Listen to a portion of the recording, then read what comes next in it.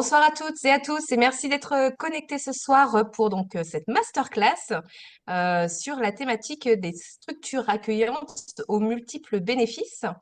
Comme d'habitude, hein, au niveau des masterclass, on va laisser la parole à Marlène ce soir, qui va vous témoigner voilà, sa façon de faire lorsqu'elle organise ce type d'événement. Marlène, je te laisse rallumer ton micro et je te laisse la parole. Eh bien, bonsoir à tous. Donc, je suis Marlène, je suis WAC animatrice en Eure-et-Loire, près de Chartres, depuis quasiment 10 ans. Donc, un petit peu de bouteille. C'est pour ça que je suis là ce soir. C'est pour vous témoigner mon expérience avant tout, ce que j'ai pas la science infuse.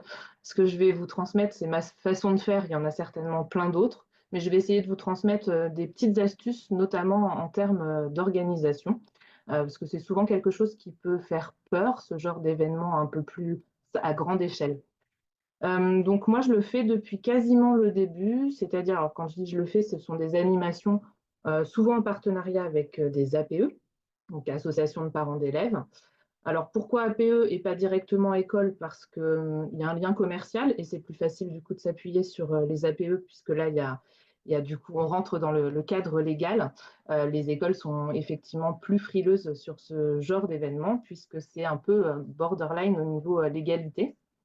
Donc ça s'entend parfaitement et c'est beaucoup plus facile aussi à gérer avec des APE parce qu'on va pouvoir s'appuyer sur une équipe entière associative.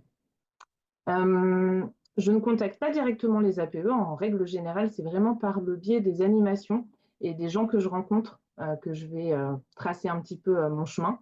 C'est-à-dire que quand il y a des enfants, je vais essayer de m'intéresser, savoir s'ils sont engagés sur une association de parents d'élèves et me faire recommander de cette façon. Donc en animation, souvent, je glisse le fait que là, on est sur une sphère privée à petite échelle, on est une quinzaine, mais qu'il est possible d'organiser des événements en salle des fêtes ou des choses comme ça.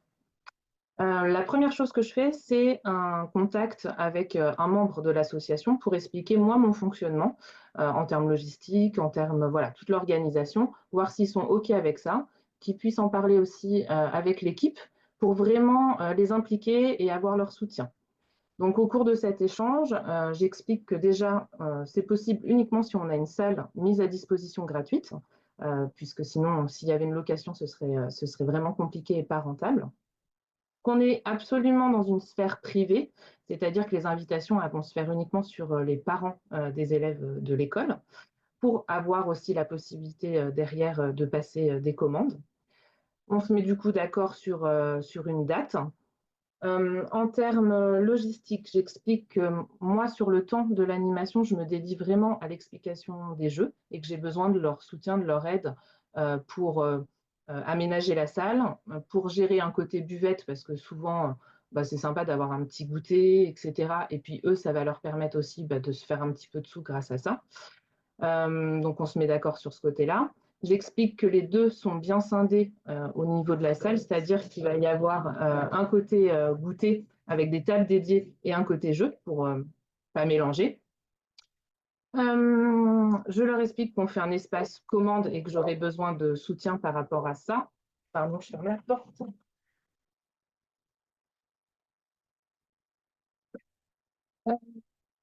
Qu'on travaille en amont ensemble tout ce qui est communication auprès des parents. Enfin, voilà, donc j'explique pas mal de choses, je vais y revenir après dans le fonctionnement. Mais l'idée, c'est vraiment qu'on soit d'accord dès le début pour tout ce qu'il y a à faire. Voilà. Une fois que c'est validé, qu'ils ont pu en parler au niveau de l'association, etc., et qu'ils reviennent vers moi pour l'accord, euh, on prévoit la date. Et la date, c'est important dans le sens où moi, personnellement, j'évite de caler ça sur la fin d'année. Souvent, c'est une demande des associations parce qu'ils se disent, ah, pour Noël, ça va être pas mal, etc. Mon expérience fait que pas plus que ça. En fait, c'est souvent des périodes chargées pour les gens, la fin d'année, et il n'y a pas plus de bénéfices que sur une autre période. Les gens ne pensent pas forcément à ce moment-là à Noël sur une animation comme ça. Donc moi, j'aime bien les caler entre janvier et avril, donc ce que j'appelle la période un peu hivernale, tout simplement parce que les gens ont moins d'activités. Et du coup, ils vont être contents d'avoir une animation jeu un samedi ou un dimanche après-midi pour profiter en famille, parce qu'il y a moins d'activités extérieures, etc. Et j'ai pu vraiment m'apercevoir qu'en termes de fréquentation, c'est beaucoup plus intéressant sur ces périodes-là. Moi, en général, je le fais sur un temps de 3 heures, c'est-à-dire souvent c'est 14h30, 17h30 ou 15h, 18h, que les gens ont le temps de manger, qu'il y a eu la sieste des petits, etc. Ils y restent le temps qu'ils veulent. Ils sont prévenus donc en amont de cette possibilité aussi d'achat, parce que c'est important d'avoir un objectif. Donc l'objectif est clair dès le départ en fait avec l'association. Soit l'idée c'est de faire gagner des jeux à l'école, soit de faire gagner des jeux à l'association. Et ça, je le fais de plus en plus sur des petits jeux pour la kermesse, par exemple. Parce que les parents des assos ont de plus en plus de mal à récolter des dons et ils sont contents aussi d'avoir des petits jeux à mettre en cadeau sur la kermesse.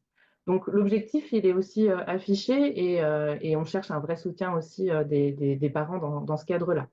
Quand c'est des jeux pour l'école, souvent j'essaie d'inclure l'équipe enseignante à choisir des jeux. Ça peut permettre notamment de se faire un petit affichage avec les points gagnés et en gros le pourcentage de l'objectif à 2 heures d'animation, s'il est atteint, s'il n'est pas atteint, s'il est dépassé, etc. Ça peut motiver aussi dans ce sens-là. Euh, Au niveau de l'organisation de la salle, donc moi je viens au moins 1 heure en amont de l'animation pour mettre les tables. Déjà, j'évite de mettre des tables collées. Je fais plutôt des petits espaces. Ça, c'est tout simple, mais c'est important pour pouvoir bien circuler. Je fais vraiment des tables de jeu, donc soit avec des nappes, soit avec des tapis Waka. Voilà, ça permet aussi de parler du produit. Je fais toujours une table de jeux solo où je vais mettre des smart games, mais aussi par exemple un ou deux livres, ma première aventure, des choses comme ça. Ça permet aux enfants qui ont envie de se poser un peu d'aller sur cet espace-là. Je fais une table avec des jeux de manipulation type plus plus, la tablette magnétique, toujours dans cet esprit, si à un moment donné un enfant a envie de se poser, il peut faire ça. Je mets un espace au sol pour les tout petits. Donc là, souvent, j'emmène une couverture où je demande aux parents de l'asso de le faire. Et j'y mets les Smart Max, j'y mets l'autopaniforme, le bâton de pluie, des choses comme ça. En fait, l'idée, c'est d'essayer de penser à tout le monde, quel que soit l'âge, pour que tout le monde passe un bon moment. Euh, et puis, important, moi j'ai la chance d'être stockeuse des jeux géants, donc j'en emmène toujours deux, trois. Et ça, c'est plutôt quelque chose que je mets sur un espace libre à l'entrée ou des choses comme ça, avec un affichage du flyer en mode A3, c'est-à-dire que je n'ai pas refait de choses spécifiques, j'ai pris chaque page du flyer que j'ai fait imprimer et plastifier en A3, et c'est affiché juste au-dessus. Donc ça, c'est important puisque on parlait que au niveau de ces manifestations, il y a plein d'objectifs. L'objectif, il va être de rencontrer des nouveaux clients. Il va être, pour moi en tout cas avant tout, de démocratiser le jeu et de faire passer un bon moment aux familles, un moment de partage à la fois en famille, mais à la fois avec les copains de l'école. Et ça, c'est pas toujours possible chez soi. Les enfants, ils aiment vraiment bien se retrouver.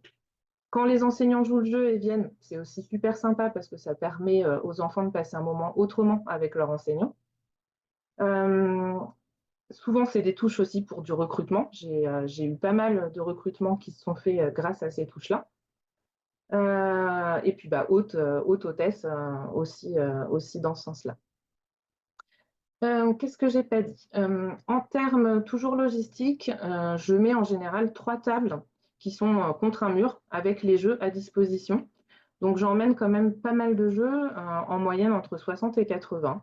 Donc c'est pour ça que c'est quelque chose aussi que je ne conseille pas de faire les 3 premiers mois d'activité. Ce serait compliqué par manque d'expérience et par manque de jeu. Il faut se roder un petit peu en animation avant d'être efficace parce que c'est quand même des animations qui sont hyper énergivores et sur lesquelles il faut être partout. Je prends que des jeux qui s'expliquent en maximum 5 minutes. Euh, voilà, le Dingo Disc, c'est phare, Spy Guy, des choses comme ça. Il y a à peu près la moitié des tables où j'ai déjà mis des jeux en place et c'est les gens qui tournent. Et ensuite, la moitié des autres tables où c'est plutôt moi qui installe un jeu en fonction des besoins. Quand une famille arrive, en fait, j'essaie d'être présente pour l'accueillir, faire connaissance, voir un peu l'âge des enfants, leur conseiller un ou deux jeux, je les mets en place, je les mets en jeu et c'est parti. Euh, Toujours en termes logistiques, je mets aussi une table plutôt sur l'entrée en L, donc 2 tables en fait, avec à disposition tout ce qui est visuel, catalogue. C'est là aussi où je mets par exemple l'étoilium, que j'ai moins envie que ça se soit transmis de main en main et que ce soit fait n'importe comment. Il faut que ce soit accompagné. Donc, je le mets plutôt à cet endroit-là avec les livrets. Je mets aussi un espèce de paravent avec des loisirs créatifs. Ça permet aussi de parler qu'on a cette possibilité de loisirs créatifs. Et du coup, c'est là qu'ils pourront éventuellement passer commande. Je forme du coup un quart d'heure à peu près avant l'animation l'équipe associative qui va se relayer sur cette table. L'idée, c'est que sur cette table, c'est pas forcément moi puisque je serai en animation des jeux.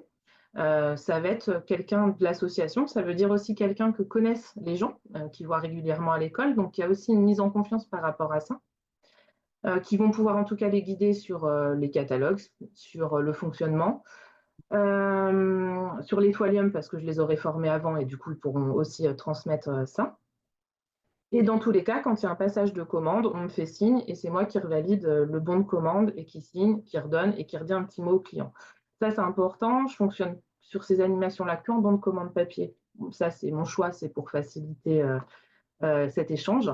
Après, ça peut très bien être fait aussi avec une tablette mise à disposition ou des choses comme ça. Sur ce petit temps d'échange, en général, c'est 2-3 minutes, je recueille le fait de savoir s'ils ont passé un bon moment, quel jeu ils ont préféré, s'ils ont bien compris le concept de l'activité de Waka Waka, s'ils seraient intéressés pour eux-mêmes faire une animation.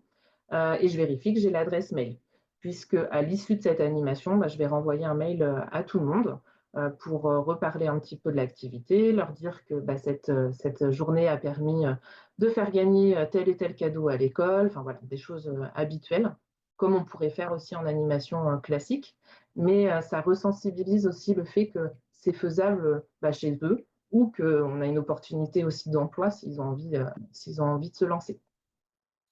Voilà. Qu'est-ce que j'ai pas dit? Parce que j'ai l'impression de parler toute seule.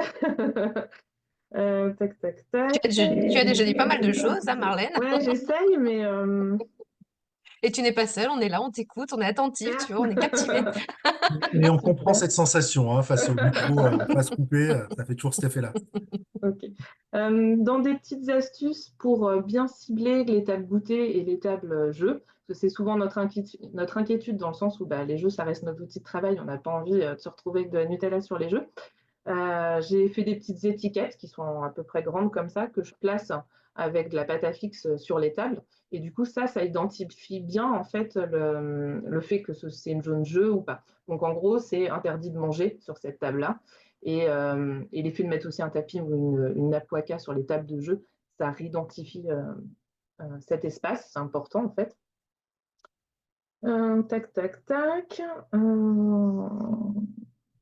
Si j'ai des clients aussi qui sont présents, que j'ai déjà rencontrés, souvent je leur glisse un petit mot. Ah, t'avais adoré tel jeu, n'hésite pas à le faire découvrir à telle personne que tu connais ou des choses comme ça. Ça, c'est un appui qui est non négligeable parce que ça peut monter en termes de fréquentation et on a beau essayer d'être partout. À un moment donné, c'est sûr que on perd des gens, on perd des moments. Enfin, on ne peut pas se dédoubler, ça se saurait. Je m'identifie aussi visuellement dans la salle avec un chapeau Waka Waka. Ça, c'est tout bête, mais c'est une petite astuce qui fonctionne bien parce qu'en fait, direct, les gens lèvent la tête et ils voient où je suis. Un badge et un chapeau, c'est important. Voilà. Pour reparler un petit peu des jeux, je m'appuie souvent sur le catalogue annuel sur ce type d'animation, à l'inverse des WAC animations où je vais peut-être plus travailler sur le flyer, les promos. Là, clairement, je vais aux jeux les plus courants et puis les plus faciles à animer, donc du Dingosis, du Quirkle, Mission Animaux, Spy Guide, du Cluster, du Clac-Clac, du Crazy Cups, du Strike, du Wasabi, tout ce qui est jeu enfant facile, et plutôt des gros jeux visuellement. Je mets rarement en fait des petits jeux, aussi pour un risque de mise en poche ou de choses comme ça, c'est tout bête, mais il faut y penser. Donc plutôt les grosses boîtes. Voilà. Toc, toc, toc.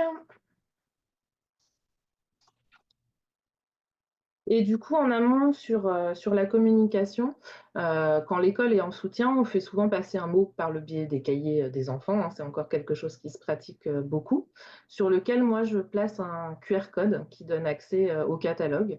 Donc ça permet aux gens en amont de regarder un petit peu ce qu'il y a comme type de jeu, de se familiariser avec Waka Waka. Et surtout aussi aux personnes qui ne peuvent pas être présentes le jour J de l'animation, s'ils ont envie de participer, Ça leur permet aussi d'avoir mon contact pour une commande éventuelle à rattacher. Bien que je dirais que 95%, c'est vraiment ceux qui sont présents, mais ça donne en tout cas cette possibilité-là. Et quand vraiment l'équipe enseignante est en appui, je propose aussi de mettre à disposition quelques jeux à l'école en amont sur la semaine en fait avant, si certaines classes veulent se laisser un temps en fait de jeu dans la semaine. Ça c'est top quand c'est le cas, parce qu'en fait les enfants ils découvrent déjà des jeux, ils ont envie de les montrer à leurs parents par exemple sur le week-end, ils ont envie d'y rejouer avec leurs copains. Donc ça fait une accroche qui est vraiment importante et chouette. Et puis, le message, il est toujours différent quand ça passe aussi par les enseignants. Les parents, en fait, reçoivent ce message différemment, parce qu'ils voient qu'il y a un vrai intérêt aussi pédagogique derrière. Donc, c'est plus facile, en tout cas, quand il y a ce soutien-là. En termes organisationnels, je fais toujours aussi un espèce de tableur récap des commandes. Ça permet notamment de mettre le nom de l'enfant et sa classe, et ça facilite la livraison. Moi, je livre après souvent via l'école et ils redistribuent classe par classe. Ça, c'est un petit truc tout simple à mettre en place, mais ça permet vraiment de faciliter notre livraison derrière. Voilà, je pense que j'ai à peu près fait le tour sur ce que j'avais à vous dire. Et du coup, je vous propose un temps d'échange et de questions. Je n'ai pas du tout regardé le chat, j'ai fait que parler. Oui, on va y venir dessus du coup, Marlène. Donc, il y a Cécile qui nous dit, est-ce que tu n'as pas des phénomènes où finalement les parents ils discutent ensemble et puis grosso modo ils laissent les enfants jouer. Donc c'est un petit peu le phénomène de la garderie finalement. Alors non, j'ai pas ce sentiment-là. Après, ça dépend justement du cadre que tu poses aussi. Quand je forme en fait les bénévoles, je leur dis que la chose la plus importante sur leur présence, c'est le discours d'accueil. C'est-à-dire qu'il faut vraiment qu'ils chopent les gens dès qu'ils arrivent, qu'ils rappellent un peu les consignes de la journée. Je l'ai pas dit ça, mais effectivement, j'affiche aussi quelques consignes comme ce fait de séparer le goûter, etc. Ça fait partie des choses que j'indique. Donc, on rappelle en fait l'objectif qui est vraiment de partager un moment autour du jeu. Euh, je donne pas de consignes particulières que les enfants voilà, doivent être sous la surveillance parce que j'ai jamais eu de soucis. Les gens savent en fait d'entrée de jeu pourquoi ils sont là et ne laissent pas les enfants tout seuls ou des choses comme ça. Moi, j'ai toujours à chaque fois vraiment les parents qui s'impliquent dans le jeu. Et puis en fait, l'effet de poser ce cadre de tout ce que je vous ai dit, des tables identifiées, des possibilités diverses en fait de jeu, naturellement en fait les enfants ils vont aller vers ça. Alors à côté de Waka Waka, je suis ludothécaire aussi, donc j'ai cette façon de voir les choses et en ludothèque c'est comme ça qu'on pratique en fait des mises en place qui font que directement l'enfant comprend ce qu'il y a à faire et se pose. Euh, Mettre une tablette magnétique, par exemple, ça c'est génial parce que les enfants qui sont un petit peu vivants ou des choses comme ça les pose facilement. Et puis après, si vraiment il y avait trop de débordements, parce que c'est trop long ou des choses comme ça, souvent c'est des salles où il y a aussi un extérieur, donc ils peuvent aller courir 5 minutes dehors. L'effet des jeux géants, ça leur permet de jouer aussi autrement. Euh, voilà, enfin, après, on n'est pas sur un temps long parce qu'en général, les gens restent une heure et demie. Ça arrive qu'il y en ait qui restent effectivement tout le temps. Et souvent, c'est plutôt les enfants des parents de l'assaut. Mais dans ce cas-là, il y a toujours quelque chose en fait à leur proposer pour se poser. On lance un petit concours du pastrap. Enfin voilà, il faut juste être inventif et se préparer en fait à ces possibilités pour y répondre. Super, merci. Est-ce qu'il y a d'autres questions? On vous laisse peut-être allumer vos micros si vous avez des questions pour Marlène. C'est le moment. Voilà. Alors Cédric, Bonjour. tu as... Oui, Oui. j'avais pas désactivé le micro sur mon casque. Bonjour, merci pour la présentation. Je voulais savoir sur ces événements-là, je sais pas si tu l'as dit au début, je suis arrivé un peu en retard. Combien de personnes est-ce que tu les as tous en même temps? C'est un flux continu ou c'est. Alors, l'effet de proposer sur à peu près 3 heures de jeu, ça apporte un flux, ça tourne. Mais effectivement, alors c'est très variable. Je suis montée jusqu'à 140 participants sur une animation. Et en toute franchise, du moment où c'est clair, c'est cadré et que tu as des personnes référentes sur qui t'appuyer, ça se fait tout seul. on est sur un espace souvent grand, une salle des fêtes ou un préau ou des choses comme ça, qui facilitent aussi ce cadre-là. Il y a plein de jeux qui peuvent être faits en autonomie. Dans le discours d'accueil, j'indique bien, ou du coup ceux qui me relaient sur le discours d'accueil indiquent bien que tous les jeux qui sont à cet endroit sont à disposition, que la consigne c'est je prends un jeu, je remets dedans, je remets à sa place. Et ça se fait très bien. Un Crazy Cups, par exemple, j'ai pas forcément besoin d'aller forcer une explication. Ça se fait tout seul. Du coup, ça permet vraiment de gérer un flux important en fait de personnes. Et puis, il y a toujours des personnes qui connaissent certains jeux, qui vont retransmettre des choses comme ça. Au plus bas, je dirais que sur des écoles, alors moi j'ai beaucoup de petits villages ruraux et c'est souvent des regroupements maternels primaires. Donc on est rarement en dessous de 40 personnes. Entre 40 et 80, je dirais que c'est le plus commun sur ce type d'animation. 140, c'était vraiment une action spécifique que j'ai reproduit 3 années de suite avec une école qui fait la semaine sans écran. Donc, en fait, tous les soirs, ils proposent une activité. Donc, le lundi, ça pourrait être, je sais pas, musique. Le mardi, c'est une balade en nature. Le mercredi, c'était jeu, des choses comme ça. Et c'était devenu un vrai rituel, en fait, puisqu'on l'a fait 3 ans de suite. Et du coup, une forte participation. Il y a Sophie dans le chat qui demandait combien de personnes pour les questions de sécurité des espaces recevant du public. En fait, la réponse, c'est que c'est bien l'école ou l'APE qui organise. Donc, en fait, c'est eux qui vont gérer cette partie-là et qui vont gérer le flux. Marlène, en tout cas, dans son témoignage, vient sur quelque chose qui est organisé par une APE ou par l'école qui sait gérer ces espaces-là. Ouais. Et puis en général, alors moi là sur mes petits villages ruraux, c'est souvent les salles des fêtes qui sont mises à disposition par les mairies. Donc on est sur des espaces qui peuvent accueillir 200 personnes facilement, quoi.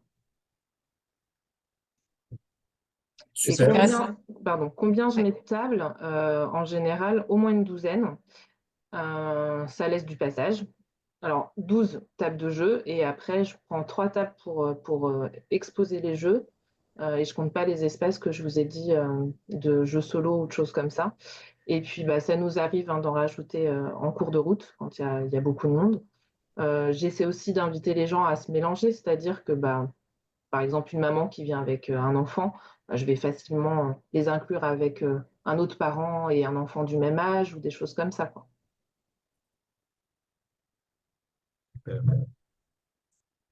Super Marlène. D'autres. En tout cas, ça donne envie à certains de retester pour ceux qui avaient testé, j'ai vu dans le chat. Ça donne vraiment envie. On est vraiment dans ce qu'est Waka, en tout cas, dans ce que tu proposes et dans ton témoignage, de jouer, de permettre à tout le monde de jouer ensemble, avant même de penser commerce, même si la finalité, c'est quand même celle-ci. Mais en tout cas, tu proposes vraiment quelque chose. Et si tu arrives à engager, en effet, des instituteurs, des profs et l'école dans un projet comme ça, c'est que pour le coup, ça porte ça Mm. et qu'ils n'y voient pas juste une opération commerciale sèche, quoi. Oui, Donc, non, non, tout à fait. c'est Mais top. c'est avant tout ça le discours. C'est vraiment la volonté de ce moment de partage, de démocratiser le jeu, de faire découvrir le jeu moderne, euh, le côté sans écran. Enfin voilà, c'est des valeurs qu'on a tous et qu'il faut prôner avant tout. Et pour nous, au-delà de l'aspect vente, qui peut être très variable selon ce type d'animation, il faut vraiment voir ça comme l'opportunité d'un seul coup de rencontrer plein de personnes. Donc c'est un potentiel énorme derrière pour redater, pour recruter. Enfin, la location des jeux géants, du moment où je le place, en fait, ça c'est quelque chose qui attire toujours. Je crois que j'ai toujours eu au moins une location de jeux géants derrière une animation comme ça. C'est un service qui est moins visible et du coup là, enfin, les gens le voient d'eux-mêmes en fait. Les enfants, ils passent des super moments, enfin les enfants non, les adultes aussi, hein, clairement. Et c'est plus facile de se projeter sur ce type d'événement parce qu'ils ont joué 10 minutes, quoi. Super. Marlène? Merci beaucoup, Marlène. Alors, il est déjà 20h57. C'est un Ah, superbe témoignage. j'avais juste Beaucoup une de petite question, si c'est Oui, possible. alors je ne sais pas qui Tu... parle. Je vois pas C'est qui parle. Mathilde. Mathilde, je Il n'y a pas t'écoute. ma faute. On te laisse la parole. Excuse-moi, je suis arrivée un tout petit peu en retard. Est-ce que tu as expliqué comment tu arrives à contacter les écoles ou les APE, si tu connais déjà quelqu'un dans Non, ces écoles-là et c'est plus pratique ou effectivement, j'en ai parlé un petit peu au début en expliquant que je me sers avant tout des animations en fait Ok. essayer en tout cas qu'on me recommande. Je trouve que contacter en fait en direct en disant bonjour, je suis un tel, je vous propose ça, bah, ça passe pas. Alors que quand c'est une personne que j'ai rencontrée en animation, qui a passé un bon moment, qui a vu ce qu'on proposait et qui va en parler à l'association de parents d'élèves ou à un institut ou des choses comme ça n'a pas du tout le même pouvoir d'engagement derrière. Et en général, c'est comme ça que je fonctionne, quoi, par recommandation. Et en fait, l'effet d'en faire un ou deux, il y a toujours des personnes qui en parlent derrière et ça se répercute aussi. J'ai eu beaucoup de contacts l'année dernière d'associations de parents d'élèves que je ne connaissais pas, mais qui ont entendu parler de telle animation parce que leur sœur, c'est pas la même école ou des choses comme ça, et qui me recommandent derrière. En Oui. animation, en fait, juste, suffit de conclure à la fin et de dire qu'il y a d'autres possibilités d'animation que cette sphère privée, de dire que c'est possible en comité d'entreprise, avec l'école et l'association de parents d'élèves à plus grande échelle. Et en fait, essayer de les projeter. Et ça peut conduire à d'autres opportunités. Ok, merci. Super. Il y a encore des questions qui viennent. On vous propose de poursuivre les échanges dans Mawaka Family parce que c'est fait pour ça et c'est top. Et on voulait continuer et profiter. Je profite d'ailleurs d'un témoignage, d'une question de Jean-Christophe dans le chat qui dit comment on fait quand une APE veut absolument ouvrir au public et pas seulement les parents. Et en fait, c'est la deuxième partie de cette masterclass où on va justement réaborder en tout cas les champs d'action du VDI, ce qu'on a le droit et pas le droit de faire. OK? Merci beaucoup, Marlène. On est obligé de couper un petit peu pour le temps. Du coup, j'ai coupé Du le coup, lancement. Cédric, J'ai coupé ouais, le lancement d'Élodie, ouais. ouais. Bon, écoute, tu l'as fait tout ça, c'est parfait. On voit bien ton écran, Cédric, donc tu peux aborder le sujet, effectivement, Super. des événements ouverts au public. On sait que les masterclass, c'est le troisième jeudi du mois, à chaque fois à 20h30. Attention, en mai, avec tous les ponts, tous les jours fériés, ça sera le jeudi 15 mai, donc notez-le vous bien de votre côté. Donc sur les champs d'action des VDI, on a dans le guide du WAC animateur un tableau que vous connaissez qui est celui-ci, hein, sur ce qu'on a le droit de faire, de ne pas faire. Une première colonne sur le fait qu'on ait le droit de prendre des coordonnées, de dater, de parler de l'activité, etc. Et cette deuxième colonne qui dit si on a le droit ou pas de vendre. Donc ce tableau, normalement, vous le connaissez par cœur puisque vous le respectez complètement. On parlait des invitations dans une école, association, etc. C'était le sujet que Marlène a abordé. Donc là, en effet, on a le droit de vendre. Des manifestations à but commercial, on parle de marché de Noël, les salons, les foires, etc. On n'a pas le droit de vendre. Des salons VDI qui sont organisés par des particuliers. Alors là, c'est au-delà de pas le droit de vendre, c'est qu'en fait, faut pas y aller. Il n'y a pas de convention d'assurance, il n'y a rien.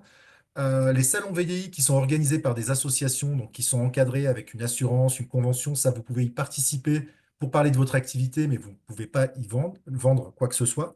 Et puis, il y a aussi les portes ouvertes, qu'elles soient chez vous ou chez un particulier, où vous avez le droit de vendre dans des conditions de vente en réunion habituelles. Il y a un cas dans ce guide du WAC Animateur et sur cette page qu'on n'aborde pas et qu'on va aborder maintenant, qui est ce cas-là.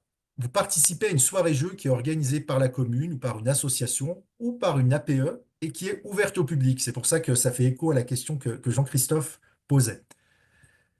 L'objectif de cette manifestation, c'est la découverte des jeux, c'est le partage, c'est tout ce dont on a pu parler depuis 20h30. C'est vraiment l'objectif premier, c'est vraiment la découverte de jeux, le partage, l'échange, etc. Si l'événement, il n'est pas à but commercial, puisque l'objectif, c'est la manifestation, c'est la découverte de jeux, qu'il n'y a aucune communication sur la possibilité d'acheter ou de commander, et quand on dit aucune communication, c'est avant l'événement et pendant l'événement, et qu'il n'y a aucun stand ou commerce présent, sauf la buvette. La buvette, c'est important, Marlène l'a dit, vous voyez, c'est même noté là, la buvette, elle est importante, celle-ci, on la garde. Dans ce cadre-là, en tant que VDI, on peut parrainer, évidemment, on peut dater, évidemment, mais si toutes ces conditions-là sont réunies, on a aussi le droit de vendre en face à face. Ça, c'est quelque chose qu'on n'avait pas abordé dans le guide du WAC animateur. Et en fait, c'est tout à fait légal de vendre dans ce cas-là, si vraiment les conditions qui sont évoquées au-dessus sont respectées. C'est-à-dire on n'a pas eu un affichage avant ou pendant qui dit venez faire vos cadeaux de Noël, venez acheter, vous allez pouvoir découvrir des jeux et les acheter. Il ne faut pas qu'on ait ça. Il y a une soirée jeu et vous en avez autour de vous, hein, des fois dans les villages qui sont organisés par des associations en lien avec les communes. Dans ce cadre-là, vous avez le droit de vendre en face à face. Donc, le champ d'action des VDI, on vient ajouter une ligne dans le guide du WAC animateur qui est mis à jour ou qui va être mis à jour. On vient ajouter cette ligne-là qui parle de manifestations à but non commercial, comme une soirée-jeu qui est ouverte au public mais sans communication, sur la possibilité d'acheter ou de commander. L'objectif de la manifestation qui est annoncé, c'est bien un objectif de permettre le partage autour du jeu. Dans ce cadre-là, vous, VDI, avec votre statut VDI, vous avez le droit de saisir l'opportunité de vendre à des personnes qui vont vous dire, est-ce que ce jeu, je peux l'acheter? Oui, tu peux l'acheter. Vous avez même le droit de proposer. Vous n'avez pas le droit d'avoir un stand, par contre, de vente dans la manifestation. C'est vraiment l'opportunité de faire profiter de votre casquette VDI et donc de vendre des produits. La seule différence avec la vente en réunion et tout ce qu'on a pu voir avant sur le tableau avant, c'est que là s'appliquent les règles de la vente en face à face. Notre tableau mis à jour, donc c'est cette partie-là qu'on va venir mettre à jour dans le guide du WAC animateur. Et pour revenir sur les règles de vente en face à face, on va y revenir un tout petit peu plus tard. On va vous proposer, avec toutes les infos que vous avez eues de Marlène et ce tableau que vous connaissez par cœur, prenez-le en photo là avec vos yeux, un petit quiz pour savoir où est-ce qu'on a le droit de vendre et sous quelles conditions. Je te laisse lancer le quiz, Elodie. Ouais, c'est parti. Alors, lors d'une foire, je peux vendre dans les conditions habituelles de la vente en réunion. Je peux vendre sous conditions particulières. Je ne peux en aucun cas vendre. Alors, on vous laisse répondre à cette première question.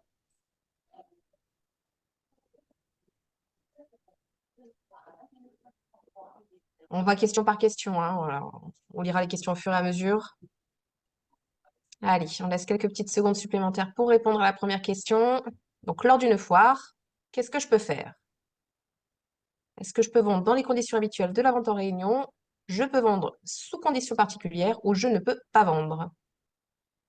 Allez, on vous laisse quelques secondes pour cette première question. Cédric, du coup, tu vas la débriefer? Alors, sur une foire, en aucun cas, on a le droit de vendre. En aucun cas, il y a d'autres, c'est un lieu qui est habituellement destiné à la commercialisation. Vous allez me dire si c'est un gymnase ou si c'est un palais des congrès, c'est pas un lieu habituellement destiné à la commercialisation. Si, par destination, c'est un lieu qui est habituellement destiné à la commercialisation, du fait qu'il y ait plusieurs commerçants, plusieurs stands. En tout cas, les gens, quand ils vont à une foire, ils savent qu'ils peuvent acheter. Donc, c'est un lieu qui est habituellement destiné à la commercialisation. Et dans ce cas-là, on ne peut en aucun cas vendre en tant que VDI. Super. On passe à la deuxième question, lors d'un marché de Noël cette fois. Je peux vendre dans les conditions habituelles de la vente en réunion, je peux vendre sous conditions particulières, je ne peux en aucun cas vendre. Donc les mêmes réponses. Alors là, dans ce cas, c'est pareil. Un marché de Noël, il y a la présence de commerçants. Enfin, c'est un lieu qui est habituellement destiné à la commercialisation, encore une fois par destination, mais en tout cas, un marché de Noël, il y a plein de commerçants. Les gens qui sont là pour acheter, savent qu'ils peuvent acheter. Dans ce cadre-là, on ne peut pas vendre, on ne peut vendre en aucun cas sur un marché de Noël. Ok. Alors je ne sais pas si vous voyez toujours apparemment, vous voyez plus le sondage là. Lors d'une invitation dans une école, je vais peut-être mettre fin et le relancer quand même, hein. Hop. Ah, c'est marrant, moi je le vois. Ah, tu le voyais? Ouais. Allez, je le relance. Toc. Donc, on reprend. Lors d'une invitation dans une école, donc les mêmes réponses possibles. On peut vendre aux conditions habituelles de la vente en réunion, ou alors sous conditions particulières, où on ne peut pas vendre. Alors, si vous avez, c'est la question 3. Voilà, les réponses arrivent. Donc, dans une école, invitation dans une école, que pouvons-nous faire?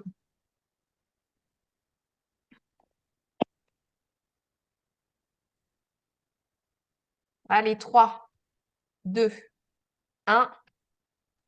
Alors, quelle était la bonne réponse? Dans une école, on peut en effet vendre, on est invité. C'est l'exemple qu'avait Marlène tout à l'heure. Alors, c'est pas forcément dans une école, hein, ça peut être sur un autre lieu, mais dans une école, sur invitation, les gens sont invités à une vente en réunion, en tout cas une présentation de jeu en réunion, et on peut vendre dans les conditions de la vente en réunion. Si si on lit la question dans une école, est-ce que je peux vendre dans des conditions particulières? Oui, s'il y a une maman qui me demande un jeu et que je suis à l'extérieur et que je le vends, je vais être en vente en face à face parce que j'aurai pas de témoins autour de la personne qui font que que les règles de la vente en réunion s'appliquent. Mais en tout cas, je peux vendre avec l'accord de l'école, hein. Quatrième question. Lors d'une réunion à domicile, je Bon, peux vendre dans les conditions habituelles. Bon, je crois que on y c'est la va même. vite. On a Ouais, c'est on a ça. 100% en effet, on peut vendre dans les conditions habituelles de la vente en réunion. Et c'est le cœur de notre métier, ça doit rester le cœur de notre métier. Super. Lors d'une soirée jeu sans commerçant cette fois. Donc, sans commerçant, en effet, je peux vendre. C'est l'exemple qu'on vous a donné juste avant. Vous avez le droit de vendre dans une soirée jeu s'il n'y a pas, donc sous conditions particulières, donc les trois conditions qu'on a données, c'est-à-dire, il faut que je me souvienne bien des trois conditions. Il n'y a pas eu de communication ni avant ni pendant sur le fait qu'il y ait des commandes et des achats possibles. La deuxième condition, c'est qu'il n'y ait pas d'autres commerçants, sauf la buvette. Ça marche. Et la troisième condition, je viens de la perdre, et Elodie va me sauver, je sens 2 secondes. La troisième condition qui était aucun stand ou commerce. Ah non, c'est pas ça. Non, Aucun. Pas de fiche commerciale. c'était un objectif qui n'est pas un objectif commercial. L'objectif annoncé, c'est bien une soirée jeu, on vient découvrir des jeux, on vient partager, s'amuser, et vous allez pouvoir offrir à ce moment-là l'opportunité aux personnes présentes de commander et d'acheter. Parfait. Lors d'un marché, alors, qu'est-ce qu'on a répondu lors d'un marché? J'ai perdu le On sondage ne du peut coup. vendre c'est bon, je l'ai sous les yeux. On ne peut vendre en aucun cas sur un marché. C'est comme le marché de Noël. Il y a la présence de commerçants. On est dans un lieu qui est habituellement destiné à la commercialisation. Donc, c'est pas possible. Lors d'une porte ouverte, bien sûr, on peut vendre et dans les conditions habituelles de la vente en réunion. Tout simplement, on est bien dans un cadre privé avec des personnes qui sont invitées à cette porte ouverte. Donc, c'est les règles habituelles qui s'appliquent. Un salon VDI organisé par une association, et bien là, on ne peut pas vendre et on ne peut vendre en aucun cas. En aucun cas, on va être dans un salon VDI avec plusieurs VDI, donc plusieurs stands qui potentiellement pourraient vendre. Donc là, dans ce cadre-là, c'est interdit de vendre pour un vendeur à domicile indépendant. Et enfin, la dernière, c'était à l'invitation d'une association. À l'invitation d'une association, on peut sans problème, et là peut-être ça rejoint même encore plus ce que nous disait Marlène tout à l'heure, puisqu'une APE, c'est bien une association de parents d'élèves qui invite des personnes à venir partager autour du jeu et même à faire des achats. Il n'y a aucun souci sur ce point-là, on peut vendre euh, dans le cadre d'une association. Pour la soirée jeu, je vous le disais tout à l'heure, c'est les règles de la vente en face à face qui s'appliquent. Il n'y a pas de grosse différence entre la vente en réunion et la vente en face à face, mais on y revient quand même. C'est aussi dans le guide du WAC Animateur, mais on y revient et on en profite ce soir. La vente en face à face, bon, c'est un temps de rencontre avec un client ou une même famille, peut avoir lieu à plein d'endroits différents. En tout cas, c'est une vente, contrairement à la vente en réunion, où il n'y a pas des témoins extérieurs qui peuvent dire que on a acheté en connaissance de cause, etc. Pourquoi il y a des règles particulières à la vente en face à face? Pour pas qu'il y ait de la vente forcée à des personnes qui pourraient être faibles et contraintes d'acheter. Ça ne nous concerne pas vraiment dans le jeu, hein, mais on a tous quelques exemples comme ça de domaines où on a pu avoir des exemples. La différence et la législation, c'est que ça prévoit juste un délai différent de paiement. C'est-à-dire qu'il y a un délai de 7 jours à compter de la signature du bon de commande qui est nécessaire pour pouvoir récupérer l'argent du client, contrairement à la vente en réunion pour laquelle on peut repartir directement avec des espèces ou des chèques. Donc, dans le cadre d'une soirée jeu, comme on le disait tout à l'heure, là, ouverte au public, où c'est la vente en face à face, c'est la règle de la vente en face à face, on va pouvoir prendre des paiements immédiats en carte bleue, puisque la carte bleue, elle a un paiement différé chez Waka Waka, vous le savez. Sinon, vous n'allez pas pouvoir prendre des paiements en espèces ou en chèque. Vous allez pouvoir passer la commande. Vous pouvez, à la rigueur, la régler vous en carte bleue, mais le paiement de votre client, il devra avoir lieu qu'au bout de 7 jours, c'est-à-dire peut-être au moment où vous le livrez, où vous pourrez récupérer les fonds. Idéalement, il vaut mieux que le client paye en carte bleue. Au moins, tout s'applique et puis vous ne jouez pas à la banque, hein. Et il y a un délai de rétractation donc, qui est identique pour la vente en réunion que pour la vente en face à face, c'est-à-dire que le client, il a 14 jours à compter de la livraison des produits pour se rétracter. Mais ça, c'est la même chose que ce que vous avez, et c'est ce qui est indiqué. D'ailleurs, au dos de vos bons de commande, vous avez ces règles aussi qui concernent la vente en face à face.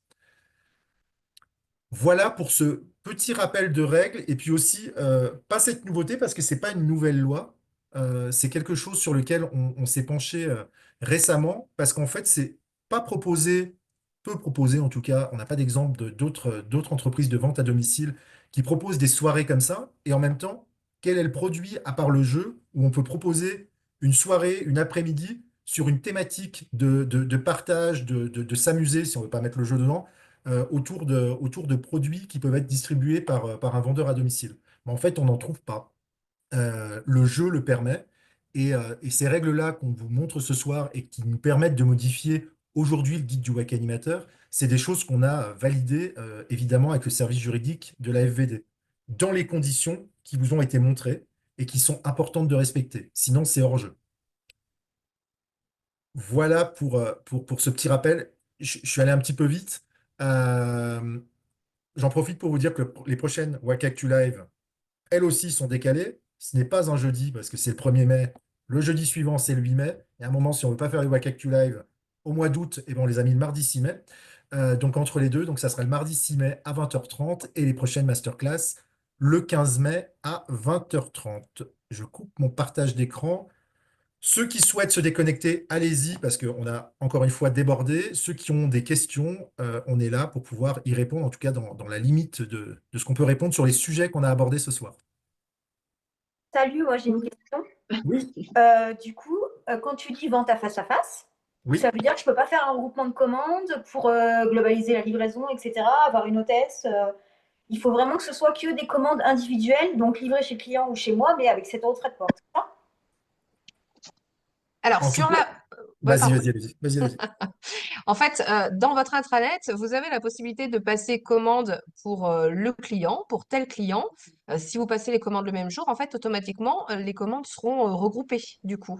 On est bien sur de la vente en face à face, donc là, il n'y a pas effectivement de WAC animation, enfin de date de WAC animation à renseigner. On est bien sur de la vente en face à face. Et ça, l'outil vous permet de le faire. Ou vous pouvez tout à fait aussi passer une commande enfin, pour le client vous avez le choix, hein, commandes à regrouper pour que derrière ça puisse être regroupé avec d'autres commandes si vous savez qu'il y en a qui vont arriver dans peu de temps. Ok, donc du coup, Mais on ne demande pas de frais de port automatiquement. non, non, non. Et au-delà de par où on le passe sur notre intranet, ce qui est important, Magali, c'est vraiment d'appliquer la règle de vente en face à face sur le délai de paiement. C'est surtout ça, en fait. Pour le reste, pour le client, c'est transparent. Mais ce qu'il faut, c'est vraiment appliquer ces règles de vente en face à face pour le délai de paiement. Mais du coup, par rapport au excusez-moi, bonjour, comment on fait? Enfin, moi, la règle de face à face, ça, j'ai pas compris, les délais de paiement. Comment on fait pour payer la commande si le client ne peut pas payer? Le client, il a le droit de payer en carte bleue le jour même, puisque la carte bleue chez Waka Waka est débitée à J+7 ou +8, vous le savez encore mieux que moi. Tout de suite. Donc, du coup, ce délai de paiement, il est respecté. En tout cas, d'encaissement, il est respecté. Donc, si ton client, il paye en carte bleue, il n'y a pas de souci, il y a pas de question à se poser, Blandine. C'est En si carte ton bleue, client... c'est-à-dire quand je lui envoie le lien de paiement. Ou alors, Ouais, j'ai encore jamais fait trop les paiements comme ça, en ouais. fait. À chaque fois, Euh, c'est moi qui paye et... Et ben, en tout cas, voilà, si le client il paye directement avec le lien de paiement en carte bleue, quelle que soit sa manière de payer en carte bleue chez Waka, que ce soit avec un lien de paiement que tu lui envoies ou directement sur la commande sur ton intranet en mettant ses codes de carte bleue, il y aura ce délai de paiement qui s'appliquera, puisqu'il s'applique d'ailleurs à toi quand tu payes. Ok, Donc c'est vraiment sur les espèces et les chèques que tu prendrais tout de suite où tu serais pas dans les règles. ok. Et deuxième question, si je peux. Comment on fait, par exemple, les endroits où on n'a pas le droit de vendre? Je sais pas, Oui. quelqu'un me dit, bah moi je suis vraiment intéressé pour ce jeu et qu'on n'a pas le droit de prendre la commande. On fait quoi du coup? Alors, exemple, tu te trouves sur un marché, tu es là pour présenter l'activité. Ouais, par exemple. Ouais, et ben en fait, tu prends pas la commande, Blandine. En tout cas, Ok, moi, je me dois de te dire que tu ne prends pas la commande. ok, On sait que certains vendeurs vont pas forcément respecter cette consigne-là, on le sait. La règle, la loi, la législation, c'est bien celle-ci. Et Donc, Parce tu en que, profites pour dater, tu en profites pour laisser tes coordonnées au client. Tu peux prendre ses coordonnées, le rappeler ensuite pour justement faire une vente en face à face, peut-être chez lui, peut-être chez toi, peut-être une réunion de daté. En tout cas, en aucun cas, dans un lieu où tu n'as pas le droit de faire une vente en tant que VDI, tu peux faire une vente. et par exemple, si je leur dis, bah, vous pouvez m'envoyer un message avec le jeu que vous voulez, c'est prendre la commande. Oui, oui. Ok. Après, moi, je suis pas législateur, je suis pas juge. Donc, il y a un moment, si tu es borderline, un juge dira que tu es borderline et dira que tu n'étais pas du bon côté. Donc après, c'est votre responsabilité chacun et chacune de vous, pardon, en tant que vendeur indépendant. Mais c'est interdit. Et Ok. bonjour, bonjour. J'ai une question. Je ne sais pas si vous m'entendez. On t'entend, Vanessa, et on te voit, les deux. Alors, moi, j'ai été contactée par 2 associations pour faire des salons.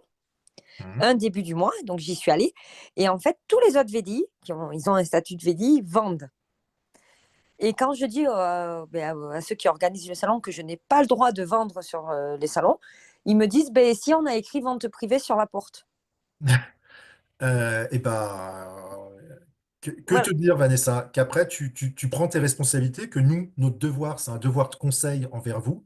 Et notre devoir de Mais conseil, il fait qu'on souhaite on que est, vous respectiez la législation et voilà. que ceux qui travaillent avec Waka Waka respectent la législation. Mais on est bien d'accord qu'au niveau de la législation, parce que du coup, j'ai été voir sur Waka, j'ai aussi été voir dans les codes pénals, enfin, Mhm. j'ai été me renseigner. La législation dit que tout VDI mandataire n'a pas le droit de vendre sur les salons. On est bien Voilà. d'accord. OK. Voilà. Et il suffit de prendre le guide de la FVD qui sort tous les ans, mais même si vous n'avez pas la dernière version, vous pouvez prendre la version qui a 15 ans, hein. Ça n'a pas changé, hein. Et deuxième question, parce que par rapport au tableau que vous avez montré, il y a des choses que je n'ai pas compris. J'ai été recontactée par une autre, parce que là, le salon, il était organisé par une association, le premier, par la MAM. Enfin, une Non. association, quoi. Non. Là, j'ai une association qui m'a recontactée, mais c'est en fait que des VDI qui se sont montés en association Ouais. et ils sont intéressés pour avoir Waka Waka. Ils m'assurent que j'ai le droit de vendre. Mais on est bien d'accord, c'est non Mais aussi. bah non, ils font un salon comment entre eux?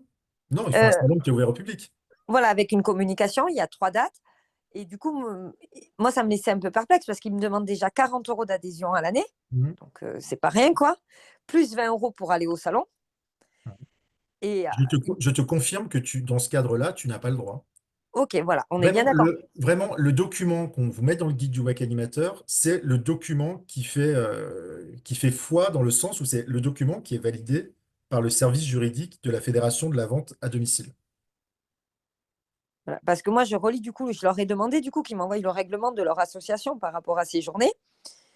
Et en fait, pour eux, on peut vendre. Donc, ça laisse un peu perplexe, en fait, hein. On sait qu'il y a des choses qui ne sont pas respectées. OK. Bonsoir. Bonsoir.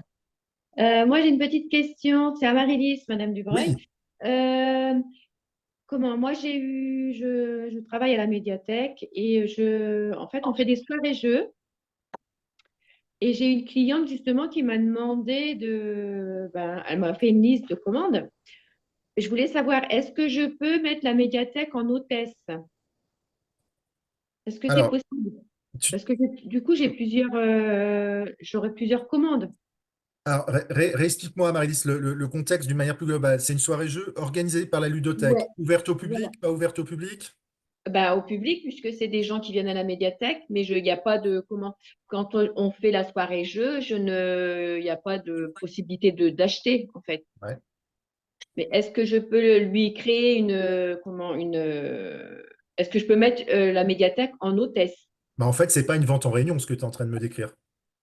Euh, On est complètement enfin, on est complètement. On est en tout cas en partie sur l'exemple que je donnais tout à l'heure de la soirée jeu, qui est organisée par une APE, par une association, par une hum, mairie. Là, c'est bien une ludothèque qui organise quelque chose. Toi, hum. tu es présente là pour animer, Oui. et donc du coup, tu as quelqu'un qui te demande s'il peut acheter un jeu. Hum, Donc, c'est une vente en face à face. C'est pas une vente en réunion où tu as les gens autour de toi et tu expliques comment ça fonctionne la vente en réunion et où les autres sont là pour dire, oui, j'ai bien vu que la personne, elle achète en connaissance de cause. Donc, c'est hum. pas une vente en réunion, ça, c'est bien une vente en face à face. D'accord. Mais est-ce que je peux faire, moi, une réunion jeu? et que ce soit la médiathèque qui m'invite. Oui, alors ça sera privé. Oui, il y aura que en fait, ça sera la médiathèque qui sera l'hôtesse. C'est bien ça. Ça, Oui, j'ai le droit. bah ça, tu as le droit, tu es dans une des possibilités qu'on a, c'est-à-dire tu es invité dans une école, une Ouais. association, une entreprise. C'est le cas de Marlène, effectivement, C'est oui, bien sur invitation. voilà. Le particulier, Ah c'est oui, bien d'accord. celui qui t'achète, d'accord? Parce que ça, on n'en D'accord. a pas parlé, mais bien sûr, en tant que VDI, on ne peut Mm. en aucun cas vendre à un professionnel. Et ça, c'est Oui, c'est ça. important. Il y a aucune, il y a pas il y a pas de règle d'exception. Donc, tu es dans Mm. le cas, oui, c'est ça, comme Marlène, tu es invité dans une école, une asso, une entreprise. Tu fais une vente en réunion sur invitation. Donc là, on est bien en vente en réunion et tu peux Donc là, mettre l'hôtesse, enfin ouais. l'association en hôtesse. D'accord, ça, je peux le faire. Oui, D'accord. Et par contre, c'est que des gens enfin, des personnes physiques qui me payent. oui, Ouais, voilà, oui, bon, ça, oui, d'accord. oui. Oh, d'accord. Doucement. Merci. Bonsoir, c'est Angélique. Oui, Angélique. Moi, je voulais savoir, dans le cadre où ce sont des bars qui nous invitent en fait à venir faire une animation, est-ce que là, on peut vendre ou pas vendre? Là, elle me posait plein de cas d'école. Mais ouais. Alors, le bar, si il est fermé, D'accord. devenu privé, parce qu'il t'invite à faire une soirée avec ses clients qu'il a invités, tu es dans le cadre d'une vente en réunion. Sinon, Mm. tu es bien dans un lieu qui est habituellement destiné à la commercialisation Mm. de verre, de café, de ce que tu veux, mais tu es dans un commerce, et là, ça marche pas. Et Hmm. désolée, c'est l'embêtante encore. Si le bar met soirée privée en affiche, c'est bon, non? Bah, si mes soirées privées et que les gens qui sont à l'intérieur, ça veut dire que c'est fermé, en fait, hein. On soit bien d'accord, soirée Mm. privée. En fait, Oui, soirée enfin, privée sur une affiche, ça veut rien dire à partir du moment où c'est ouvert au public, en fait. Oui, en C'est fait, un contresens. tu écris C'est pas soirée soirée privée, t'as pas privatisée. besoin. Les gens le savent que c'est privé, donc tu l'écris pas. Du moment où on écrit ça sur une porte ou sur une affiche, c'est qu'il y a un truc qui va pas. Hmm. ouais. Ok? Non, mais c'est parce que j'entends de tout, alors je veux Ah oui. m'assurer d'être Ah ouais. bien. Parce qu'on essaie de... Ouais, C'est après, ça. c'est vrai que éventuellement, est-ce que quelque temps avant, on peut mettre dans le bar des invitations papier qui voilà, invitent les gens à venir à cette animation jeu au sein du bar et les gens viennent avec cette invitation au bar. Pas sur une invitation, en fait. On peut s'amuser hein, avec la législation à être sur le fil. Nous, on peut pas vous encourager à être sur le fil. Mais du coup, si on met, je suis désolée, mais je voudrais pas faire mal en fait. Mais si le bar, on met soirée-jeu, Ouais, donc on fait soirée-jeu. ouais. Et après, si les gens veulent nous commander des jeux, on passe dans le cadre de la vente à face à face. Mais tu es dans un commerce, Vanessa. Donc ça marche pas. Tu as une copine qui a une boutique de chaussures qui te dit, je te laisse 1 mètre carré samedi, viens dans mon magasin, tu peux Ouais, proposer les jeux et les vendre. Tu n'as pas le Ça droit. marche pas. Ouais. Pourtant, elle vend des chaussures. ouais. Tu es dans un lieu qui est habituellement destiné à la commercialisation. Non, mais on Et, peut se faire et, connaître. et attention, hein, la législation peut sembler compliquée et pas juste. En fait, elle l'est juste, hein. N'oublions pas qu'un commerçant Hmm. qui est déclaré comme un commerçant a des charges qui sont juste dingues par Oui, rapport mais si tu veux, nous, c'était. par rapport à ce que le statut VDI permet. Donc, c'est normal qu'il y ait des Hmm. règles et des choses qui soient bloquées. Le risque que vous prenez, bien sûr, c'est de vous faire prendre, hein, comme à chaque fois qu'on Ouais. prend des risques. Et puis, c'est d'agacer le commerçant d'à côté qui va pas comprendre. C'est comme quand vous êtes présent sur un marché. Hmm. Ouais. Sur un Hmm. marché, quand vous vendez, s'il y a un commerçant qui paye des charges énormes, qui Oui. voit qu'il y a des VDI qui sont là, en fait, on n'aura jamais raison Il a rage. d'être dans la délation. Mais il y a un moment, on comprendra quoi. Oui, mais ça, je suis d'accord avec toi. Nous, on était commerçants, on avait un bar, les Mm. charges, elles sont juste. Enfin, on n'imagine même pas. Mais ce qu'on disait avec mon mari, c'est que le bar, OK, il accueillait du commerce, mais à un certain horaire, il était à nous. On payait le loyer dessus. Oui, oui, oui. Voilà, donc il me dit, c'est oui et non, quoi. Si tu y vas sur les horaires de fermeture du bar, T'as le droit. voilà. Oui, parce que ça devient un lieu qui a été privatisé, qui est fermé OK. et où il n'y a que des invitations. Voilà. Donc, ouais, évidemment, en marchant avec quelqu'un qui filtre les entrées, soirée privée, si tu as 2 salles dans le bar, ça fonctionne, quoi. Et si le bar fait de la communication sur sa page Facebook en invitant les clients, Non, est-ce que parce c'est qu'il invite. considéré comme invitation? Ah non, une invitation, OK. c'est quelque La chose publicité. qui est pas public, en fait. Ouais, OK. ok. OK. Invitation, je crois que c'était capable de dire qu'il va venir, en fait. Oui, en fait, Peu. c'est aussi ça, tu as raison. Les Une invitations, tu devrais être invitation. capable de dire, Après, moi, encore une fois, je ne suis pas législateur, je ne suis pas juriste non plus. Nous, les règles qu'on vous montre, c'est celles qui sont permises et qui sont en accord avec le service juridique de la Fédération de la vente. Et c'est ce qui est important que vous connaissiez. C'était important pour nous de vous montrer, en tout cas, ce champ d'action qu'on n'avait pas et sur lequel on ne communiquait pas chez Waka Waka. Et pour nous, on n'a pas d'autres qui communiquent non plus là-dessus dans le VDI, parce qu'on est autour d'un produit qui est vraiment différent de ce qui peut être fait ailleurs. On est sur du jeu, on peut proposer une soirée jeu. Demain, vous allez voir le comité des fêtes de votre commune ou de la commune à côté et vous leur dites, vous n'avez pas envie de faire un événement autour du jeu. Dans ce cadre-là, si vous respectez ce qu'on vous a montré, il n'y aura pas de souci. Votre objectif premier, quand vous faites un événement comme ça large, ne vous mettez pas dans la tête que vous allez faire 5 000 ou 10 000 euros. Il ne faut pas avoir ça comme objectif. Il faut avoir l'objectif que vous avez habituellement de vous dire, je vais dater, je vais rencontrer du monde, je vais potentiellement parrainer. Je vais rencontrer aussi des gens dans ce cadre-là qui n'ont pas l'habitude de participer à des réunions, à des ventes en réunion. Il faut que ça soit ça l'objectif. Et de s'amuser parce qu'on est autour du jeu, de partager, etc. Ce qu'on vous montre là ce soir, c'est juste de vous dire que si quelqu'un souhaite acheter ou si vous proposez à quelqu'un d'acheter dans ce cadre-là, vous avez le droit et que c'est légal. Uniquement dans ce cadre-là. J'ai coupé le truc là. Je n'ai pas fait les gros yeux, hein. Mais voilà les règles. Après, vous êtes libre d'en faire la lecture que vous souhaitez de ces règles qui C'était sont clair. établies. Mais voilà, c'est votre responsabilité après. Il y a d'autres questions? Ça semble clair pour tout le monde? Mm. Ouais. Bonsoir, j'avais une question. Et pour tout ce qui est comité d'entreprise, Comité d'entreprise, pas de souci, tu interviens au sein d'une entreprise où les salariés ont été invités, voire les salariés avec leurs femmes et enfants. Il n'y a pas de souci. Tu es dans le cadre de la première chose qu'on avait tout à l'heure à l'écran, d'une vente en réunion dans une entreprise ou dans une association. Le client, c'est bien un particulier, pas de souci. L'hôte ou l'hôtesse peut être le comité d'entreprise, peut être l'entreprise, peut être la salle de pause de l'entreprise pour qu'ils aient des jeux pour jouer du temps de midi. Il n'y a pas de souci, tu es en vente en réunion. ok, super, merci beaucoup. Voilà, et bien écoutez, merci à toutes et tous pour ces temps d'échange. Merci à Marlène encore pour ton intervention qui a beaucoup plu hein, dans les commentaires. Merci beaucoup, Donc, je Marlène. pense que ça a éclairé beaucoup de personnes, en tout cas sur l'organisation de ce genre d'événement. Belle soirée à tous. Bonne Merci. soirée. Merci à vous. Bonne soirée, au revoir. Au revoir. Au revoir.